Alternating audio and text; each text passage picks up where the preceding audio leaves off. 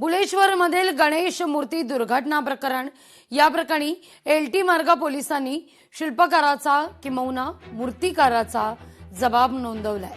मूर्ती दुर्घटना प्रकरण आणि या प्रकरणी पोलिसांकडून अधिक तपास सुरू आहे। जवळपास 15 ते 20 जणांची आतापर्यंत चौकशी झालेली आहे।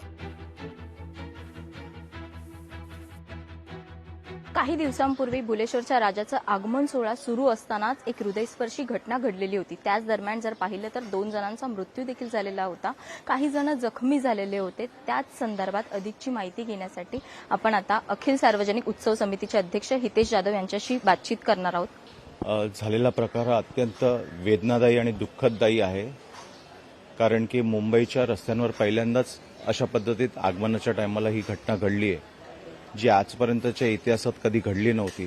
त्यामुळे खरंच खूप दुःखदायी घटना आहे। त्या घटनेला धरून बऱ्याचशा मंडळांनी आपले आगमन सोहळे कॅन्सल केले। फक्त गणपती आणून आम्ही मंडपात विराजमान केला। त्यातलं एक मंडळ म्हणजे खेतवाडीचा लंबोदर, की त्यांनी त्यांची संपूर्ण आगमन मिरवणूक जी आहे ती रद्द केली आणि बाप्पाचं आगमन आणून त्यांनी फक्त मंडपात बसवलं।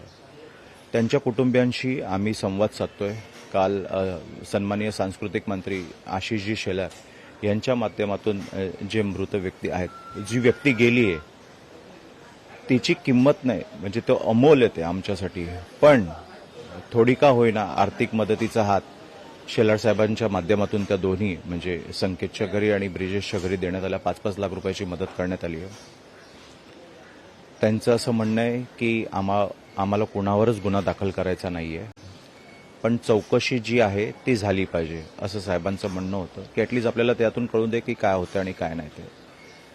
आणि विषय असा आहे की मंडळ ह्यापुढे फक्त पूजेची मूर्ती आणून उत्सव साजरा करणार आहे ह्या 10 दिवसातला। त्या संदर्भात त्यांना जी काय लागणारी मदत आहे ही समितीच्या माध्यमातून, सांस्कृतिक विभागाच्या माध्यमातून किंवा राज्य सरकारच्या माध्यमातून नक्कीच ती मदत त्यांच्यापर्यंत करण्यात येईल आणि तसं आम्ही त्यांचं ते सगळ्या गोष्टी स्वीकारल्या। लोकशाही मराठी ऐका, पहा, जागरूक रहा।